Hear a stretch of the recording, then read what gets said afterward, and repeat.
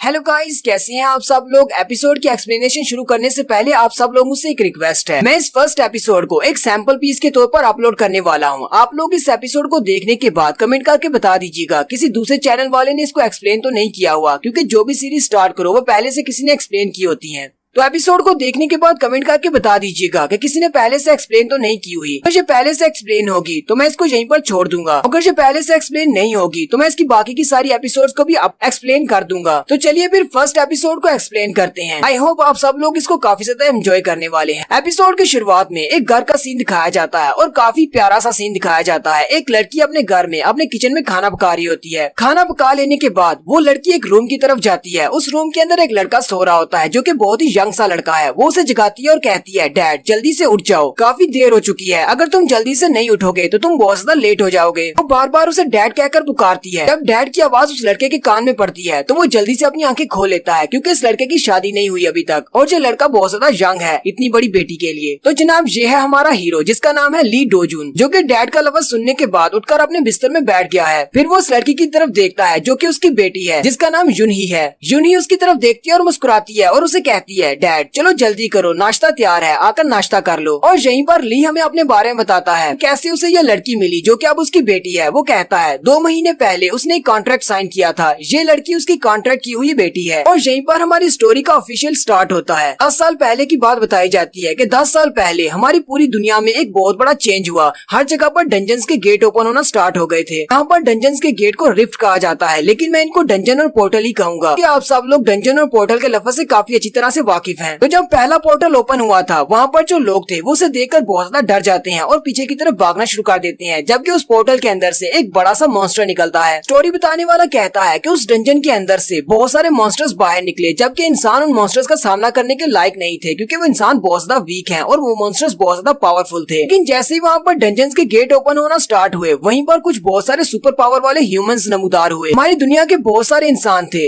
हर as के और हर gender के लोग थे। उनके अंदर सुपर पावर जागना शुरू हो गयी। हम उनको अवेकन्स या फिर हंटर्स कहते हैं। वो सारे हंटर्स ने इन डंजन्स के अंदर जाना स्टार्ट किया और मॉन्स्टर्स को मारना शुरू कर दिया, क्योंकि उन सारे हंटर्स के पास सुपर पावर्स थी। न सिर्फ उनके पास सुपर पावर्स थी, बल्कि उनके पास विंडोज ओपन होती थी, सिस्टम वाली विंडोज, जैसी कि गेम्स में होती हैं। इसके अंदर वो सारे के सारे हंटर्स अपने फिजिकल स्टैट्स और अपने सारे स्किल्स के बारे में देख सकते थे कि उनके पास कौन कौन से स्किल्स मौजूद हैं। और फिर आहिस्ता आहिस्ता इन हंटर्स ने अपने गिल्ड्स बनाना स्टार्ट किया और उसके बाद ये लोग टीम्स की शक्ल में इन डंजन्स के अंदर जाना स्टार्ट कर दिया। ये लोग प्रोफेशनल हंटर्स बन गए। और यहीं पर हमारे हीरो ली डोजुन को दिखाते हैं, जो कि बैठा स्टडी कर रहा होता है। ली डोजुन की बॉडी के अंदर कोई भी स्पेशल पावर नहीं जागती, वो बिल्कुल यूजलेस होता है, इसीलिए वो अपनी स्टडीज को कंटिन्यू करता है। मिलिट्री की स्टडीज को खत्म करने के बाद उसने हंटर एसोसिएशन को ज्वाइन कर लिया है। लेकिन हंटर एसोसिएशन की मैनेजमेंट टीम को ज्वाइन करने के बाद भी ली बिल्कुल एक बेकार सा लड़का था। उसके कोई भी काम नहीं होता था। उसके बॉस उसके ऊपर चिल्लाते रहते थे, तुम अपने काम को लेकर सीरियस नहीं हो और तुम कोई भी काम के नहीं हो, कोई भी काम ढंग से नहीं करते। और इसके अलावा ली को एक और बीमारी थी, वो हकलाकर बोला करता था। ली ने वहाँ पर बड़ी मुश्किल के साथ अपना पूरा एक साल निकाला और साल के बाद उसके बॉस ने उसे एक टास्क दिया। पहली बार वो एक प्रोफेशनल काम के लिए बाहर जा रहा था। ये अपनी प्रैक्टिकल असाइनमेंट को पूरा करने के लिए उस तरफ जा रहा होता है। वो रास्ते में पैदल ही चल रहा होता है। उसने गैंगडोंग डिस्ट्रिक्ट में जाना होता है, जहाँ पर एक डंजन ओपन हुई है, जाकर उसको स्काउट करना है। लेकिन जैसे ही वो वहाँ पर जा रहा होता है, रास्ते में उसका एक्सीडेंट हो जाता है। एक गाड़ी से उसकी टक्कर हो जाती है और वो उस गाड़ी के नीचे आकर मर जाता है। लेकिन जैसे ही मरने के बाद वो अपनी आंखें खोलता है, वो एक दूसरी दुनिया में चला जाता है, क्योंकि एक बहुत ही पुरानी वाली दुनिया होती है, जहाँ पर बहुत सारे सैमुराइज होते हैं। उस दुनिया का नाम मोरिम वर्ल्ड होता है और वो सारे के सारे सैमुराई बिल्कुल सनकी होते हैं। वो रोजाना आपस में फाइट करते हैं, एक दूसरे को मारते हैं, क्योंकि सैमुराइज के लिए एक दूसरे को मारना बहुत ही प्राइड की बात होती है। ली क्योंकि वहाँ पर बिल्कुल नया था, इसलिए वो सारे ही उसके साथ फाइट करना चाहते थे। और हर बार वो कितनी ही बार उसको मार चुके हैं, लेकिन जितनी बार वो उसको मारते हैं वो उतनी बार दोबारा से रिवाइव होकर आ जाता है। और यहीं पर ली को उसकी स्पेशल पावर मिल चुकी है। उसने अपनी पावर्स को अवेकन कर लिया है। उसकी पावर्स बिल्कुल हीरो अकेडमी के हीरो ताई जैसी है, यानी कि वो भी अपने आप को काउंटलेस टाइम के साथ रिवाइव कर सकता है। उसके स्पेशल स्किल का नाम पॉकेट वॉच है। अपने स्पेशल स्किल की मदद से अगर वो एक दिन मर जाता है तो वो उससे एक दिन पहले के टाइम में दोबारा से अपने आप को रिवाइव कर लेता है। अपनी दुनिया में मरने के बाद जैसे वो इस दुनिया में आया था, उसी वक्त उसने अपने स्किल को अवेकन कर लिया था। यहाँ पर सैमुराइज के हाथों से बहुत बार मरने के बाद उसे समझ आ चुकी है कि उसके पास एक स्किल है जिससे वो मर नहीं सकता। अब वो इमॉर्टल हो चुका है। और यहाँ पर इस दुनिया में बहुत बार मरने के बाद उसके पास फाइटिंग का एक्सपीरियंस भी आ चुका है, क्योंकि वो हर बार उनसे फाइट करता है उन सारे सैमुराइज के साथ, और हर बार मरने के बाद दोबारा से वापस आ जाता है और फिर से उनके साथ फाइट करता है। तो ली को भी इस बारे में याद नहीं कि इस मोरिम वर्ल्ड में आए हुए उसे कितना अरसा हो चुका है, यहाँ तक कि उसे अपना नाम भी भूल चुका है। उसे अपनी सारी पास्ट की मेमोरीज भूल चुकी है कि वो किस दुनिया से यहाँ पर आया है। लेकिन इसी के साथ वो इस म्यूरियम वर्ल्ड में सबसे ज्यादा स्ट्रॉन्गेस्ट कहलाया जाने लगा है। वहाँ पर जितने भी सैमुराइज हैं सभी को मार डाला है। इसी वजह से म्यूरियम वर्ल्ड के सारे लोग उससे बहुत ज्यादा डरने लग गए हैं और उसे म्यूरियम डीमन का नाम दे दिया है। ली म्यूरियम वर्ल्ड में अपनी तलवार पकड़कर बैठा होता है और कहता है, इस पूरे म्यूरियम वर्ल्ड में अब ऐसा कोई भी नहीं बचा जो कि मेरा मुकाबला कर सके। मैं सबसे ज्यादा स्ट्रॉन्ग बन चुका हूँ। अब मेरे लिए इस पूरी दुनिया में कुछ भी नहीं बचा। अब मैं यहाँ पर क्या करूँ? अभी वहीं पर बैठा तलवार पकड़कर ये सब कुछ सोच रहा होता है कि नेक्स्ट सीन में हॉस्पिटल में होता है अपनी दुनिया में, और यहाँ पर उसके साथ फिर से एक बड़ा सा मौजज़ा हो गया है। इस तरह वो अचानक से म्यूरियम वर्ल्ड में चला गया था। वहाँ पर पता नहीं कितने ही साल गुजारने के बाद वो अचानक से फिर से अपनी दुनिया में वापस आ गया है। यहाँ पर उसने सिर्फ एक दिन गुजारा है। उस कार के साथ एक्सीडेंट के बाद उसे हॉस्पिटल में लाया गया था और इस वक्त वो हॉस्पिटल के बेड पर बैठा हुआ है। ली हॉस्पिटल के रूम से बाहर निकलता है, अपने कपड़े पहनकर वहाँ से जाने लगता है। डॉक्टर उसे देखकर बहुत ज्यादा हैरान हो जाते हैं। नर्स कहती है, क्या ये वाकई में वही लड़का है जिसे कल यहाँ पर लाया गया था? कल इस लड़के की जान बचाने के लिए हमें पूरे 17 घंटे लगे थे इसका ऑपरेशन करने में, लेकिन ये एक ही दिन में ठीक कैसे हो गया? डॉक्टर भी ये देखकर बहुत ज्यादा हैरान होता है और नर्स से कहता है, मुझे इस बारे में कुछ भी नहीं पता। नहीं चलता हुआ हॉस्पिटल से बाहर आ जाता है और कहता है, हालांकि मैं यहाँ पर अपनी पूरी जिंदगी गुजार चुका हूँ, लेकिन फिर भी मुझे अब इस इलाके के बारे में कुछ भी याद नहीं। मुझे कोरिया के बारे में कुछ भी याद नहीं रहा। मेरी सारी की सारी मेमोरीज धुंधली हो चुकी हैं। शायद मेरी मेमोरीज को रिकवर होने में काफी ज्यादा टाइम लगेगा। साथ ही वो अपने सामने अपनी विंडो को ओपन करता है और अपने स्टेट्स को देखता है, क्योंकि अब वापस आने के बाद वो एक हंटर बन चुका है, क्योंकि उसकी एबिलिटीज जाग चुकी हैं। ली कहता है, अब तो मुझे खाने के बारे में और पैसे के बारे में बिल्कुल भी चिंता नहीं करनी पड़ेगी। ली अपने हाथों की तरफ देखता है और कहता है, जब मैं म्यूरियम वर्ल्ड में था वहाँ पर मैंने बहुत सारे लोगों को मारा है, इतने ज्यादा लोगों को कि मैं गिनती भी नहीं कर सकता। वहाँ पर इतने सारे लोगों ने मुझे धोखा दिया है कि अब मुझे किसी के ऊपर भी विश्वास नहीं रहा। मैं किसी पर भरोसा नहीं कर सकता। मुझे ये भी नहीं पता कि उस दुनिया में मैं कितनी बार मरा हूँ और मैंने उस दुनिया के अंदर कितनी ज्यादा जिंदगी गुजारी है। शायद मैंने कुछ 50 से 60 साल वहाँ पर गुजार दिए होंगे, लेकिन अब जबकि मैं अपने साउथ कोरिया में वापस आ गया हूँ तो मुझे एक ऑर्डिनरी इंसान की जिंदगी गुजारनी है। मुझे फिर से वो हुनहरापा नहीं चाहिए। बिल्कुल एक आम इंसान की जिंदगी गुजारना चाहता हूँ। अपने ऑफिस में वापस चला जाता है, यानी कि हंटर एसोसिएशन की बिल्डिंग में। वो सारे लोग ऑफिस वाले जो कि उसके दोस्त थे वो उसे देखकर बहुत ज्यादा हैरान हो जाते हैं, क्योंकि उन सबको खबर मिली थी कि इसका एक बहुत ही बुरा एक्सीडेंट हुआ है। उसका बॉस उसे कहता है, ही डूजून, क्या तुम ठीक हो? मैंने सुना था कि तुम्हारा बहुत ही बुरा एक्सीडेंट हुआ है। हम तो तुम्हें देखने के लिए हॉस्पिटल आने वाले थे। लियोन सबसे कहता है, हाँ मैं परफेक्टली फाइन हूँ, मुझे कुछ भी नहीं हुआ। सारे भी देखकर बहुत ज्यादा हैरान होते हैं और कहते हैं, ये तो पहले से भी ज्यादा ठीक है। बॉस आगे बढ़ता है और उसे कहता है, लेकिन तुम तो हकलाकर बोला करते थे, तुम्हें अचानक क्या हो गया है? तुम हकलाना क्यों बंद कर दिया? ली भी उसकी बात सुनकर हैरान हो जाता है और कहता है, क्या मैं पहले हकलाया करता था? मुझे तो इस बारे में याद ही नहीं। बॉस उसे कहते हैं, और तुम्हारी बॉडी के ऊपर इतने ज्यादा मसल्स कहाँ से आ गए? तुम तो बहुत ही वीक से हुआ करते थे। फिर बॉस उसके सामने खड़े हो जाते हैं और कहते हैं, और साथ ही तुम्हारा कद लंबा कैसे हो गया है? सिर्फ एक ही दिन में कोई लंबा कैसे हो सकता है? ली उससे कहता है, मुझे तो इस सब के बारे में याद ही नहीं था। बहुत बहुत शुक्रिया, तुमने मेरे बारे में मुझे इतनी ज्यादा इन्फॉर्मेशन दे दी। बॉस उसे कहते हैं, अब तो मुझे भी शक हो रहा है जैसे कि तुम हमारे ली डोजुन नहीं हो। तुम कोई बहरूपिये तो नहीं हो? ली अपने बॉस से कहता है, तुम चाहे समझ सकते हो, लेकिन मैं ली डोजुन ही हूँ। फिर लियोन सबसे कहता है, मेरा डेस्क कहाँ पर है? मैं कहाँ पर बैठा करता था? क्योंकि एक्सीडेंट की वजह से मेरे सर पे चोट लगी है, जिसकी वजह से मेरी सारी मेमोरीज जाया हो गई हैं। मुझे कुछ भी ठीक तरह से याद नहीं है। बॉस उसकी बात सुनने के बाद कहता है, क्या वाकई में तुम्हारी सारी मेमोरीज जाया हो गई हैं? मुझे लगता है कि तुम हमें बेवकूफ बनाने की कोशिश कर रहे हो। तुम ली डोजुन नहीं हो, तुम कोई फेक हो। कई बार उसकी एक वर्कर साथी भी आती है और कहती है, तुम तो बिल्कुल ली डोजुन जैसे दिखते हो, लेकिन तुम उससे बहुत ज्यादा हैंडसम हो। जबकि बॉस अपने एक स्टाफ मेंबर से कह रहा होता है, जल्दी से फिंगरप्रिंट स्कैनर लेकर आओ, हम इसके फिंगरप्रिंट चेक करते हैं। और वो सच्ची में फिंगरप्रिंट स्कैनर को ले आते हैं। बॉस उसे कहता है, चलो जल्दी से इसके ऊपर अपना अंगूठा रखो। अगर तुम्हारे फिंगरप्रिंट्स ली डोजुन के साथ मैच हुए तो फिर ठीक है, मैं इस बात को मान लूंगा कि तुम्हें ली डोजुन हो। ली अपने अंगूठे को सामने की तरफ करता है और स्कैनर के ऊपर रखता है। स्कैनर बोलकर कहता है, ये ली डोजुन है कि हंटर एसोसिएशन का एक स्टाफ मेंबर है। वो सारे ये देखकर बहुत ज्यादा हैरान हो जाते हैं। बॉस उसे कहते हैं, मैं अभी तक कन्विंस नहीं हुआ, दोबारा से रखो। फिर से अंगूठा रखता है और वो मशीन फिर से बोलकर कहती है, ये ली डोजुन है, हंटर एसोसिएशन का एक मेंबर। बॉस उसे कहता है, एक बार फिर से रखो। ली फिर से रखता है और फिर से वही आवाज आती है। तीसरी बार उसके फिंगरप्रिंट्स को चेक करने के बाद बॉस उसे कहता है, ऐसा कैसे हो सकता है? कोई एक ही दिन में इतना ज्यादा चेंज कैसे हो सकता है? मुझे अभी भी तुम पर यकीन नहीं है, मैं तुम्हारे पर नजर रखूंगा। तो वही लड़की कहती है, मुझे लगता है कि इसको एमनीशिया है। एमनीशिया की वजह से ये बात भूल गया है कि ये पहले अकलाकर बोला करता था। बॉस उसे कहता है, चलो तुम्हारी इस बात को मान लेते हैं,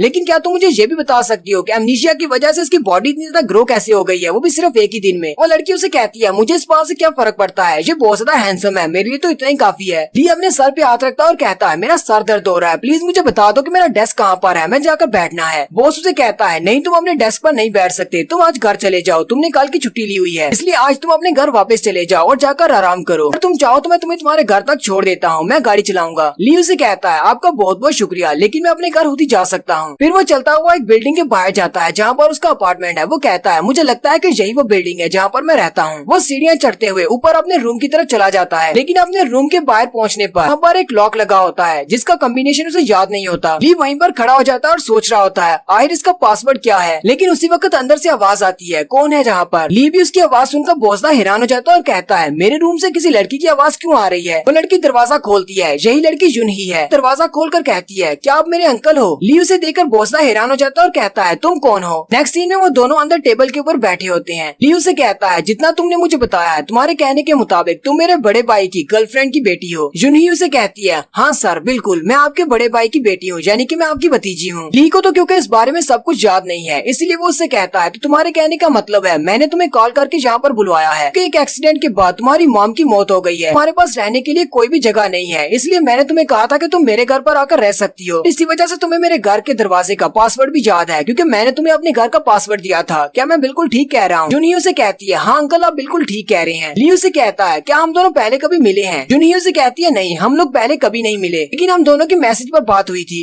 ली उसे कहता है क्या तुम्हारे और कोई फैमिली रिलेटिव्स नहीं है, क्या तुम उनके पास नहीं जा सकती। जुन ही उसे कहती है नहीं मेरा और कोई भी रिश्तेदार नहीं है, असल में मेरी मॉम एक यतीम थी, इसलिए उनका कोई भी फैमिली रिश्तेदार नहीं है और मैं आपके अलावा और किसी के पास नहीं जा सकती। वहीं पर टेबल के ऊपर उसने एक बर्गर बनाकर रखा होता है। ली उसे कहता है ये तुमने क्या बनाया है। जुन ही उसे कहती है ये मैंने तुम्हारे लिए बनाया है, मुझे लगा कि जब तुम काम से वापस आओगे तो तुम्हें भूख लगी होगी, इसलिए मैंने तुम्हारे लिए बना दिया है। ली उसे कहता है पहली और साफ बात, मैं तुम्हें यहाँ पर नहीं रख सकता। जुन ही गुस्सा हो जाती है और कहती है ऐसा कैसे कह सकती हो, तुमने मुझे खुद कहा था कि मैं यहाँ पर आकर रह सकती हूँ। साथ ही वो उसे अपने मोबाइल में उसकी चैट दिखाती है और कहती है ये देखो तुमने मैसेज करके कहा था कि मैं यहाँ पर आ सकती हूँ। ली अपने मैसेज पढ़ने के बाद कहता है अगर तुम मुझे ये सबूत दिखा रही हो तो इसका मतलब तो यही है कि मैंने तुम्हें वाकई में यहाँ पर बुलवाया होगा, लेकिन मैं तुम्हें यहाँ पर रख नहीं सकता क्योंकि मेरी हालत बिल्कुल भी ठीक नहीं है। कल मेरा एक कार एक्सीडेंट हो गया था और मैं हॉस्पिटल में था, जिसकी वजह से मेरा मेमोरी लॉस हो गया है, मुझे कुछ भी ठीक से याद नहीं आ रहा। जुनी उसे कहती है अंकल क्या आप ठीक हैं, आपको कोई चोट वगैरह तो नहीं लगी। ली उसे कहता है हाँ मैं बिल्कुल ठीक हूँ, मुझे कोई भी चोट नहीं लगी, लेकिन मेरे दिमाग पे चोट लगी है जिसकी वजह से मेरी मेमोरीज वीक हो गई हैं, अब मुझे कुछ भी याद नहीं रहता। ली उठकर बर्तन धोने के लिए चला जाता है।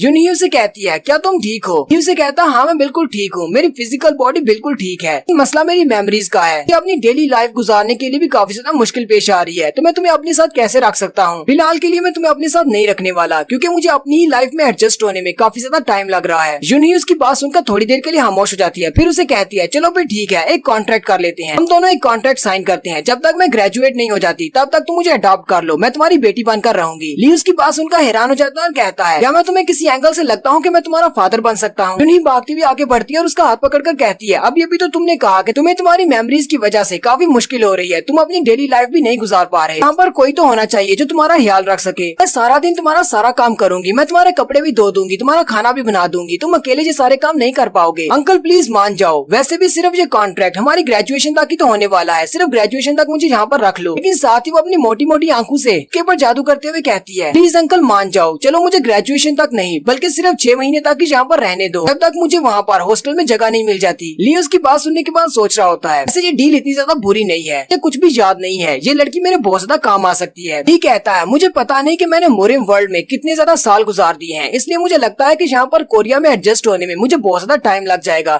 इसलिए मेरे पास कोई ना कोई ऐसा होना चाहिए जो कि मेरा ख्याल रख सके और जिस चीज का मुझे नहीं पता होगा वो मैं इससे पूछ सकता हूँ। ली कहता है ये तो बहुत ही फायदे वाली बात है। वो जल्दी से उसे कहता है चलो ठीक है एक पेपर लेकर आओ, हम लोग एक कॉन्ट्रैक्ट बनाते हैं। तो वहीं पर टेबल के ऊपर बैठकर अपना कॉन्ट्रैक्ट लिखना शुरू करता है, उसके अंदर सारी की सारी टर्म्स एंड कंडीशंस को लिख देता है। पेपर उसको थमा देता है और कहता है इस पेपर के ऊपर लिखी हुई सारी कंडीशन को गौर से पढ़ लो। कॉन्ट्रैक्ट में सबसे पहला पॉइंट लिखा होता है वो जुनही को अपनी बेटी के तौर पर अडॉप्ट कर रहा है और उसे इस साल के आखिर तक अपने घर में रहने देगा। और दूसरी बात जुनही को अपनी डेली लाइफ में जितना भी खर्चा करना होगा उसे उसके बिल्स उसको देने होंगे, सारे बिल्स ली अप्रूव करेगा और उसके बाद ही उसे पैसे मिलेंगे, इसके अलावा उसे कोई भी खर्चा नहीं मिलेगा। तीसरे नंबर पर उसने पॉइंट लिखा होता है जुनही को घर के सारे काम करना पड़ेंगे। जुनही उस कॉन्ट्रैक्ट को पढ़ने के बाद काफी ज्यादा हैरान हो जाती है। ली उसे कहता है क्या कोई मसला है, अगर तुम्हें कुछ समझ नहीं आ रही तो तुम मुझसे पूछ सकती हो। जुनही उसे कहती है नहीं ये सब कुछ ठीक है, मुझे इससे कोई भी मसला नहीं है। ली उसके सामने पेन करता है और कहता है चलो फिर ठीक है, इस कॉन्ट्रैक्ट को जल्दी से साइन कर दो। जुनही थोड़ी देर सोचने के बाद उस कॉन्ट्रैक्ट को साइन कर देती है। ली उसे कहता है अब मेरा पूरा ध्यान रखना, अब मैं तुम्हारे हवाले हूँ। जुनही उसे कहती है अंकल आप बिल्कुल भी टेंशन न लें, आज से आपका मैं पूरा ख्याल रखूंगी, आपके सारे काम कर दिया करूंगी। साथ ही जुनही उसे कहती है अंकल अब क्या आज से मैं आपको डैड कह सकती हूँ कि आपने मुझे अडॉप्ट कर लिया है। ली उसे कहता है जो चाहे मुझे कह सकती हो। जुनही उसे कहती है ठीक है डैड, फिर आप भी आज के बाद मुझे जुनही कहा करेंगे, मेरे साथ बिल्कुल एक बेटी की तरह ही बात किया करें। ली फिर अपने रूम में चला जाता है और उसकी तरफ देखते हुए कह रहा होता है ये लड़की तो बहुत ज्यादा तेज है, ये तो यहाँ पर एडजस्ट भी हो गई और इसने मुझे डैड कहना भी शुरू कर दिया है। नेक्स्ट सीन थोड़ी देर के बाद का होता है, अपने रूम में अपने कपड़े चेंज कर रहा होता है, जबकि उसी वक्त जुनही अंदर आती है और उसे कहती है डैड क्या आप अंदर हैं? लेकिन वो उसको इस तरह देखकर बहुत ज्यादा शर्माना शुरू कर देती है और कहती है प्लीज मुझे माफ कर दे, मैं आपको इस तरह देखना नहीं चाहती थी। ली उसे कहता है अच्छा छोड़ो इस बात को, तुम यहाँ पर क्या कर रही हो, मेरे रूम के क्या करने के लिए आई हो? जुनही उसे कहती है असल में बात यह है कि फ्रिज में कोई भी खाना नहीं बचा और स्टोर में भी कुछ भी नहीं है, मुझे लगता है कि हमें शॉपिंग के लिए जाना चाहिए और कुछ खरीद कर लाते हैं। ली अपना पर्स निकालता है और उसके अंदर से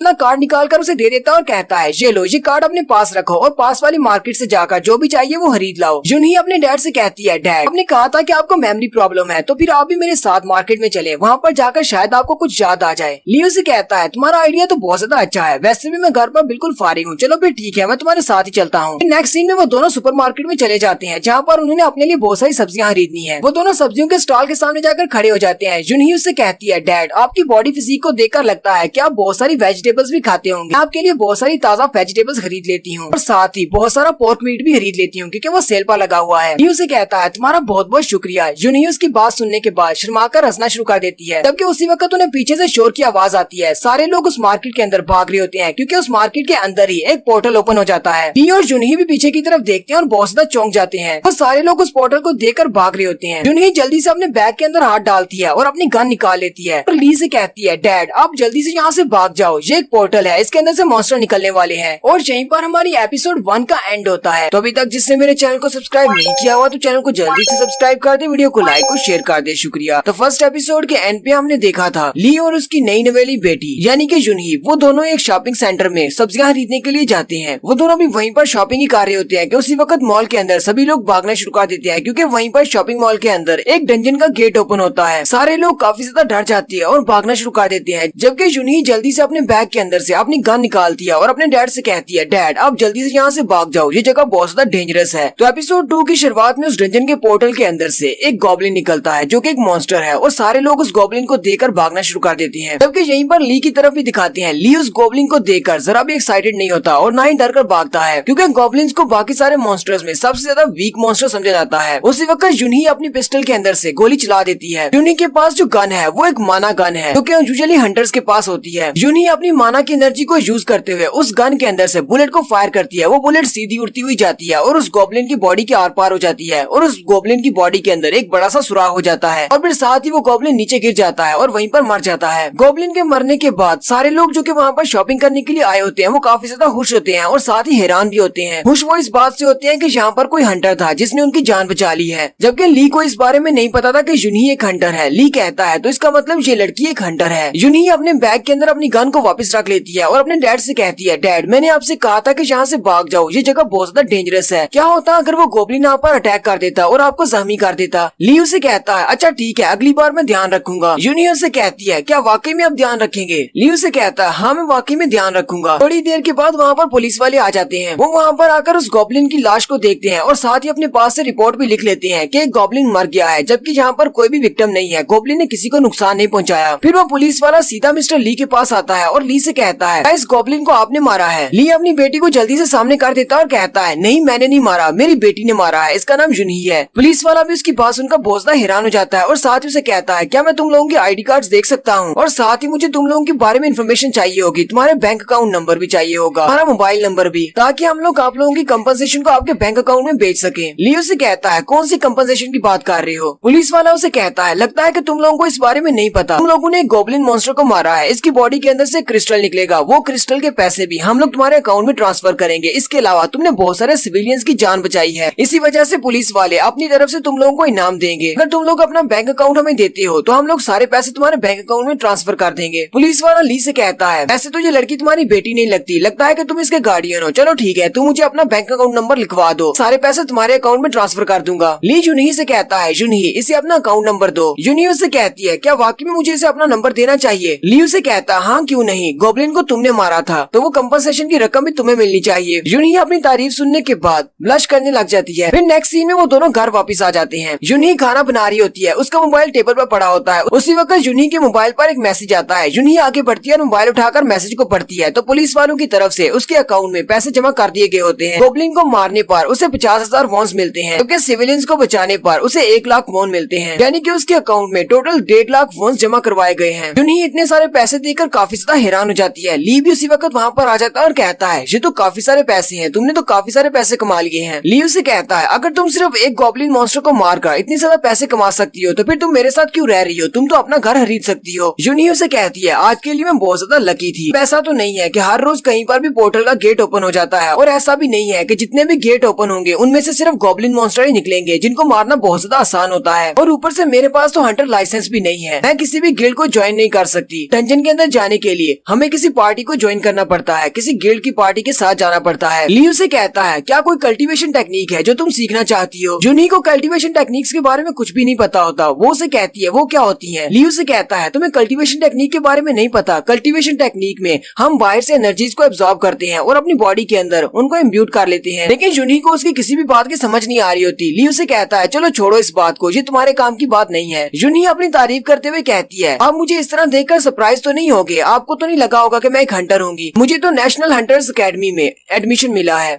सिर्फ इस वजह से क्योंकि मैंने अभी तक अपनी कोई भी एबिलिटीज को एवेकेट नहीं किया, लेकिन मैं माना की पावर्स को यूज कर सकती हूँ। इसी वजह से मुझे हंटर अकेडमी में एडमिशन मिला है। क्योंकि मेरे पास अभी हंटर लाइसेंस नहीं है, लेकिन मेरे पास एक माना गन है। सिर्फ माना को यूज करने की वजह से उन लोगों ने मुझे एक माना गन का लाइसेंस दे दिया है, इसलिए मैं माना गन को हमेशा अपने पास रखती हूँ और कभी भी यूज कर सकती हूँ। ली उसे कहता है ये तो बहुत ही अमेजिंग बात है, हर कोई एक हंटर नहीं बन सकता। जुनही अपने डैड से कहती है तो भी ठीक है, आज के बाद आपको मुझसे अच्छे से पेश आना होगा क्योंकि मैं एक हंटर हूँ और हंटर स्पेशल होते हैं। और जब मैं एक हंटर बन जाऊंगी तो फिर एक दिन मैं बहुत ज्यादा फेमस हो जाऊंगी, मेरी वजह से शायद आप भी फेमस हो जाएं। फिर जुनही सारा खाना बनाने के बाद उसे टेबल पर सर्व करती है। ली उसे कहता है तुम्हारा बहुत बहुत शुक्रिया, तुमने बहुत ही अच्छा खाना बनाया है। जुनही उसे कहती है आपका शुक्रिया मेरी तारीफ करने के लिए, सारा खाना खाना, कुछ भी छोड़ना मत। जुनही भी उसके साथ ही खाना खाने के लिए बैठ जाती है और उसे कहती है डैड मुझे आपके बारे में नहीं पता, आप कौन सा काम करते हैं, आप क्या जॉब करते हैं? ली उसे कहता है सिटी हॉल में काम करता हूँ, हंटर एसोसिएशन की बिल्डिंग में। जुनही कहती है तो इसका मतलब आप तो एक पब्लिक ऑफिशियल है, यानी कि आप हंटर एसोसिएशन में काम करते हैं और रिफ्ट मैनेजमेंट का काम करते हैं। ली उसे कहता है हाँ मैं वहीं पर काम करता हूँ, क्या तुम्हें ये बात सुनकर डिसअपॉइंटमेंट हो रही है? जुनही उसे कहती है नहीं, ये बात सुनकर मैं काफी ज्यादा खुश हूँ, मुझे लगा था शायद आप कोई बहुत ज्यादा डेंजरस काम करते हैं। साथ ही वो उसके सामने खाने की प्लेट करते हुए कहती है डैड ये सारा खा लो। नेक्स्ट सीन सिटी हॉल का दिखाया जाता है। ली तैयार होकर अपने ऑफिस में आ जाता है अपनी जॉब के लिए। वो ऑफिस में आते ही सबको गुड मॉर्निंग कहता है। वो सारे लोग उसे फिर से देखकर हैरान हो जाते हैं। उसके बॉस उसे कहते हैं अब तुम्हें कैसा महसूस हो रहा है, क्या तुम्हें लगता है कि तुम काम कर पाओगे, क्या तुम सारा काम संभाल लोगे? ली उसे कहता है आपका बहुत बहुत शुक्रिया मुझसे पूछने के लिए, लेकिन मैं काम कर सकता हूँ, अब मैं परफेक्टली फाइन हूँ। बॉस उसे कहते हैं अच्छा ठीक है, मुझे बताना अगर तुम्हारी तबीयत खराब हो जाए, मेरे लिए तुम्हारी हेल्थ का सही रहना ज्यादा जरूरी है। वहीं पर उसका साथी वर्कर उसे कहता है डूजुन क्या तुम्हें याद है ये वाला तुम्हारा डेस्क है, यहाँ पर आकर बैठ जाओ। ली वहाँ पर जाकर अपने डेस्क के सामने बैठ जाता है। उसके साथ वाला बंदा उसे कहता है अगर तुम्हें कोई चीज चाहिए होगी या फिर कोई चीज भूल जाओ तो मुझे कह लेना, मैं तुम्हें याद करवा दूंगा। ली को उसका नाम भी याद नहीं होता। ली कहता है मुझे तुम्हारा नाम भी याद नहीं। वो उसे अपना नाम बताता है। वो उसे कहता है मैं तुम्हारा सीनियर हूँ, मेरा नाम हुक्सू है। ली उसे कहता है अच्छा ठीक है, अब से मुझे तुम्हारा नाम याद रहेगा, तुम्हारा बहुत बहुत शुक्रिया मेरी हेल्प करने के लिए। बॉस घड़ी की तरफ देख रहे होते हैं और कहते हैं लगता है कि हमारी नई इंटर्नी बहुत ही जल्दी यहाँ पर आने वाली है। युक्सु बॉस से कहता है बॉस हमें थोड़ा सा इंतजार करना चाहिए, क्योंकि आफ्टर ऑल वो एक हंटर है और हंटर्स बहुत ज्यादा पावरफुल होते हैं, हमें उन सबके साथ ही इज्जत से पेश आना पड़ता है। बॉस उसे कहता है वो तो सिर्फ एक एफ रैंक की हंटर है, क्या हमें एफ रैंक के हंटर्स को भी ज्यादा सर पर चढ़ाना चाहिए? युक्सु बॉस से कहता है बॉस जैसा कि मैंने आपसे कहा है एक हंटर तो हंटर है, नॉर्मल इंसान से काफी ज्यादा पावरफुल होता है, इसलिए उसकी रिस्पेक्ट करनी ही चाहिए। थोड़ी देर के बाद दरवाजा खुलता है और एक लड़की अंदर आती है जो कि लंबे लंबे सांस ले रही होती है, क्योंकि वो भागती हुई यहाँ पर पहुंची है। वो उन सबसे कहती है प्लीज मुझे माफ कर दी, मैं लेट हो गई। बॉस भागता हुआ उसके पास आ जाता है और कहता है कोई बात नहीं, तुम्हें माफी नहीं मांगनी चाहिए, मुझे हालांकि नीचे आना चाहिए था और तुम्हें ऊपर तक लेकर आता। लड़की उससे कहती है बॉस आपको ऐसा कहने की जरूरत नहीं है, मेरी गलती है, मैं यहाँ पर आने में लेट हो गई हूँ। युक्सु ली से कहता है ली तुम भी वहाँ पर जाओ और जाकर उस लड़की से ग्रीटिंग करो, वो लड़की हमारी नई रिक्रूटेड हंटर है। ली उसकी बात सुनकर हैरान हो जाता है और कहता है मुझे वहाँ पर जाने की क्या जरूरत है? युक्सु उसका हाथ पकड़ता है और कहता है चलो मेरे साथ आओ, मैं तुम्हें वहाँ पर लेकर चलता हूँ और उससे मिलवाता हूँ। युक्सु से कहता है लगता है कि तुम इस सब के बारे में सब कुछ भूल चुके हो। हमारे ऑफिस में हमारा ये काम होता है कि हमारे पास जो नए हंटर्स आते हैं हम उन हंटर्स को लेकर डंजन्स के अंदर जाते हैं और डंजन्स को क्लियर करते हैं। हमारा मेन काम डंजन्स के अंदर एक्सप्लोरेशन टीम को संभालना होता है। उस डंजन के अंदर जो कुछ भी होगा हम उस सभी चीजों को नोट करते हैं। युक्सु से कहता है इस लड़की का नाम चाइन है और ये एक एफ रैंक की हंटर है और ये लड़की वही हंटर है जिसके इंचार्ज तुम थे, लेकिन अब तुम नहीं रहे। ली उसकी बात सुनकर बॉस हैरान हो जाता है। युक्सु से कहता है क्योंकि तुम्हारी तबीयत खराब है इसीलिए बॉस ने और हमने मिलकर फैसला किया है आज से इस लड़की का इंचार्ज मैं बनूंगा, मैं इसके साथ डंजन में जाऊंगा, तुम नहीं जाओगे। ली उससे कहता है तो तुम्हारे कहने का क्या मतलब है? इस लड़की के साथ डंजन में जाना ये मेरा काम था, लेकिन अब मेरी जगह पर ये काम तुम करने वाले हो। युक्सु से कहता है हाँ तुमने बिल्कुल ठीक समझा है, असल में तुम्हारी तबीयत को लेकर काफी ज्यादा कंसर्न थे। बॉस ने कहा है कि तुम ये काम मत करो क्योंकि किसी वक्त भी तुम्हें कोई साइड इफेक्ट हो सकता है और तुम कुछ भूल गए तो फिर क्या होगा, इसलिए तुम्हारी जगह पर मैं ये काम करने वाला हूँ। बॉस भी उसकी बेइज्जती करते हुए कहते हैं एक तो पहले तुम्हारा दिमाग काम नहीं करता, तुम कोई भी काम ढंग से नहीं कर पाते और ऊपर से तुम्हारा एक्सीडेंट हो गया है जिसकी वजह से तुम्हारा मेमोरी लॉस हो गया है। मुझे नहीं लगता कि तुम इस काम को संभाल पाओगे, इसलिए युक्सु को इस काम को करने दो। ली बॉस की बात सुनने के बाद सोच रहा होता है लगता है कि बॉस मेरी बेइज्जती कर रहा है, लेकिन साथ ही ली बॉस से कहता है मैं इस काम को करूंगा, युक्सु को ये काम करने की जरूरत नहीं है, मैं परफेक्टली फाइन हूँ, मैं ये काम कर सकता हूँ। युक्सु भी उसे कहता है प्लीज ऐसा मत करो, तुम्हें ज्यादा मेहनत करने की जरूरत नहीं है, फिलहाल तुम रेस्ट करो। बॉस उसे कहते हैं मैंने भी कल तुम्हें इसलिए घर भेज दिया था ताकि तुम घर जाकर आराम कर सको, क्योंकि तुम तो यहाँ पर अपनी सीट को भी नहीं ढूंढ सकते। इस लड़की को डंजन में अंदर जाकर क्या संभालोगे? हायर अप्स को पहले इस बारे में इन्फॉर्म कर दिया हुआ है कि हमारी नई कॉन्ट्रैक्ट हंटर को युक्सु संभालेगा, लेकिन ली उनकी बात नहीं मानता और उन सब से कहता है मेरा काम मैं ही करूंगा। वो एक दो बार युक्सु से कहता है तो युक्सु उसकी बात मान जाता है और कहता है चलो फिर ठीक है, तुम एक बार इसके साथ डंजन में चले जाओ, अगर सब कुछ ठीक रहा तो आइंदा से तुम यही काम करना। नेक्स्ट सीन ऑफिस के बाहर का दिखाते हैं जहाँ पर एक बेंच के ऊपर बॉस और युक्सु दोनों बैठे होते हैं। बॉस कहता है क्या तुम्हें लगता है कि वो ये काम कर पाएगा? उसकी तबीयत का कोई भी भरोसा नहीं है। युक्सु बॉस से कहता है मुझे पता है कि आप उसके लिए काफी ज्यादा परेशान है क्योंकि एक्सीडेंट की वजह से उसका मेमोरी लॉस हो गया है, लेकिन मुझे लगता है कि उसको एक सेकंड चांस देना चाहिए, वो ये काम कर लेगा। और वैसे भी पिछले 1 साल से वो हमारी टीम का मेंबर रह चुका है, वो काफी ज्यादा एक्सपीरियंस हो चुका है। बॉस उसे कहते हैं चलो फिर ठीक है, उसे ये काम करने देते हैं। नेक्स्ट सीन में दिखाते हैं ली चाइन के साथ गाड़ी में बैठकर एक डंजन की तरफ जा रहा है, जहाँ पर जाने के बाद वो एक डंजन को क्लियर करने वाले हैं और यहीं पर हमारी सेकंड एपिसोड का एंड होता है। एपिसोड के एंड पे हमने देखा था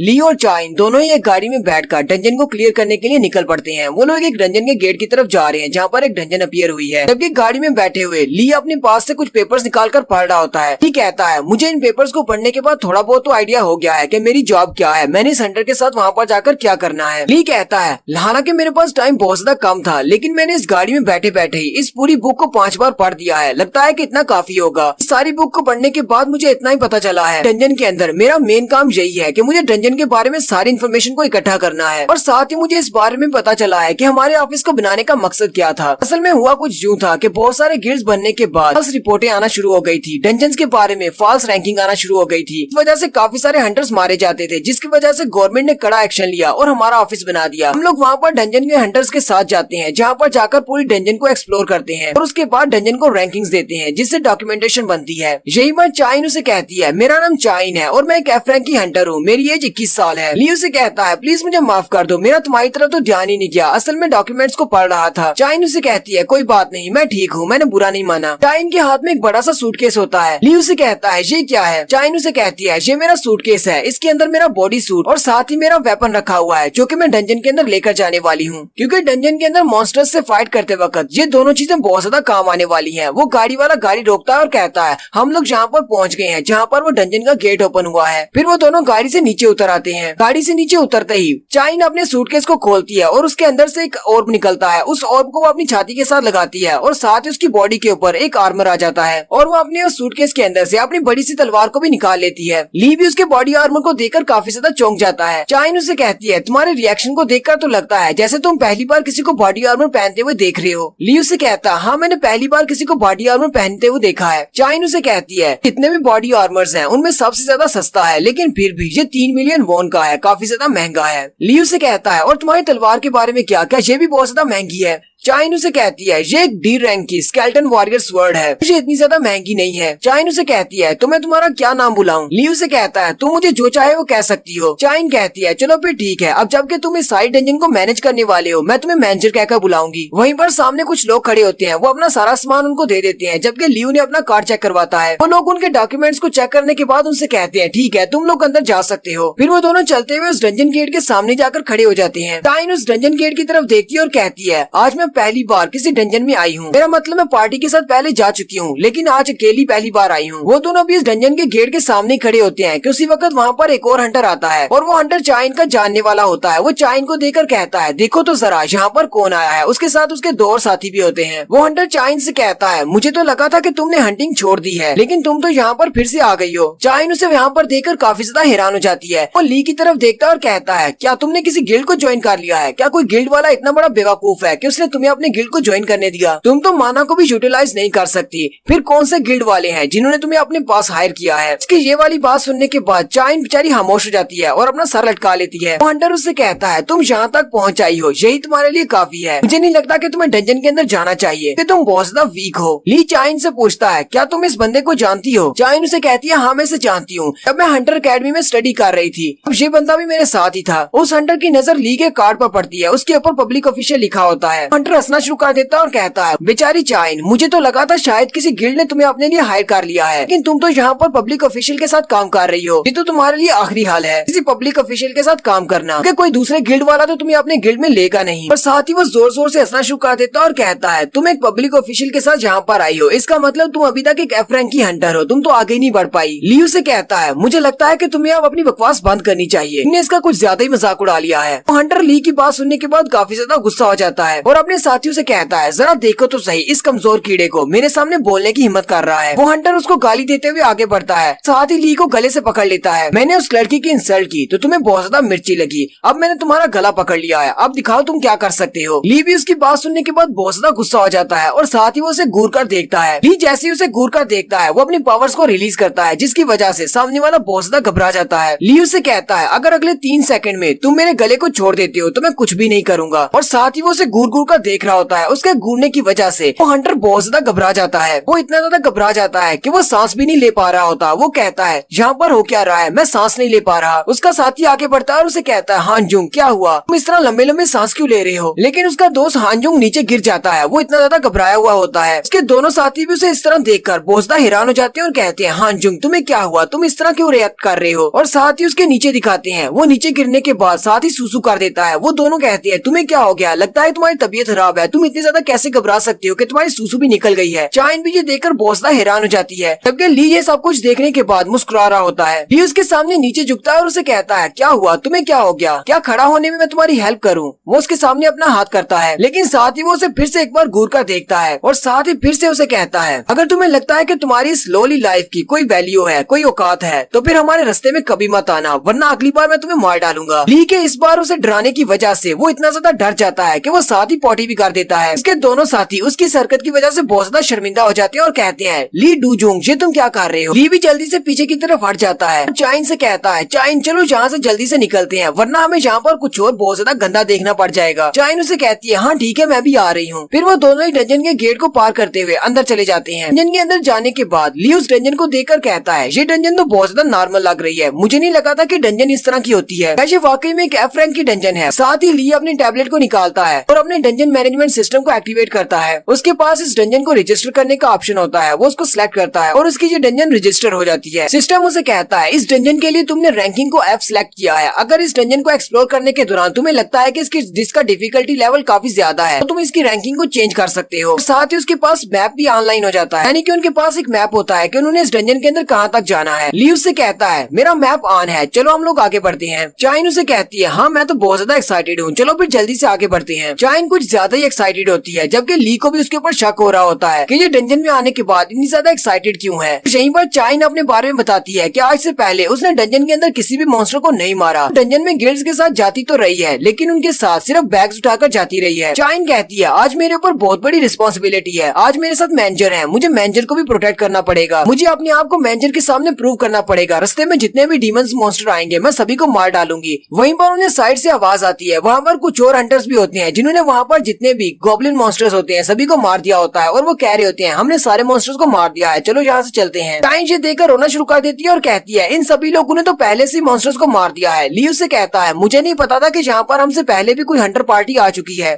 चाइन रोते हुए वहीं पर नीचे बैठ जाती है और ली से कहती है, मैं तो तुम्हें ये दिखाना चाहती थी कि मैं एक रिलायबल पर्सन हूँ, बहुत ही अच्छी हंटर हूँ और मैं गॉब्लिन्स को मार सकती हूँ। लियो से कहता है, एक तरह से ये अच्छा ही हुआ कि उन्होंने सारे गॉब्लिन मॉन्स्टर्स को मार दिया है, हमें मॉन्स्टर्स को मारना नहीं पड़ेगा। हम लोग अपने मैप को फॉलो करते हुए अपनी डेस्टिनेशन तक आसानी से पहुंच जाएंगे और इस तरह हमारा काम भी जल्दी खत्म हो जाएगा। ली को क्योंकि चाइन की एबिलिटीज के ऊपर शक होता है, वो जल्दी से उसके स्टैट्स को ओपन करता है क्योंकि डेटा में उसके पास उसका सारा डेटा होता है। वो उसके डेटा को चेक करता है तो उसका डेटा कुछ खास नहीं होता, ना तो उसके पास इतनी ज्यादा स्ट्रेंथ है और माना की पावर तो उसके पास बिल्कुल 0 है। लेकिन जब वो उसके स्किल सेक्शन की तरफ देखता है तो उसके पास एक स्किल होता है जो कि एस रैंक का स्किल है, उसका नाम स्कॉलर स्वर्ड्समैनशिप होता है। लेकिन उसमें भी एक मसला होता है, उसका करंट फेस 1 होता है और उसमें लिखा गया होता है वो इस स्किल को यूज नहीं कर सकती जब तक कि उसके पास माना की एनर्जी ना हो, और माना की एनर्जी को हासिल करने के लिए उसे फेज 3 को कंप्लीट करना होगा। ली चाइन से पूछता है, चाइन क्या तुम्हारा वेकेंट स्किल जो है एक एस रैंक का स्किल है जिसका नाम स्कॉलर स्वर्ड्समैनशिप है? चाइन भी खुश हो जाती है और कहती है, हाँ लगता है कि तुमने सिस्टम में मेरे बारे में चेक किया है, मेरे पास एक एस रैंक का स्किल है। जब मुझे पहली बार ये स्किल मिला था तब मैं बहुत ज्यादा खुश हो गई थी, ये एक रेयर एस रैंक का स्किल है। एस रैंक का स्किल हर किसी को नहीं मिलता। जब मैं हंटर्स अकेडमी में थी तब मैं नंबर 1 थी, सबसे ज्यादा बेस्ट थी। वो अपनी स्टोरी बताने में उसे बहुत ज्यादा खो जाती है, वो बार बार उसका नाम पुकारा होता है लेकिन चाइन उसकी बातों को इग्नोर कर रही होती है और उसे अपनी स्टोरी बताती है। चाइन कहती है, जब मैं अकेडमी में थी तब मैं बहुत ज्यादा होशियार थी और मैं काफी ज्यादा स्ट्रॉन्ग भी थी, सिर्फ अपने एस रैंक के स्किल की वजह से। मेरे सारे रिटन एग्जाम बिल्कुल परफेक्ट थे, मैंने सारे एग्जाम्स को पास किया। फिजिकल ट्रेनिंग में और तलवारबाजी की ट्रेनिंग में भी मैं काफी ज्यादा अच्छी थी। लेकिन हंटर अकेडमी से पास होने के बाद मैं यहीं पर अटक गई हूँ।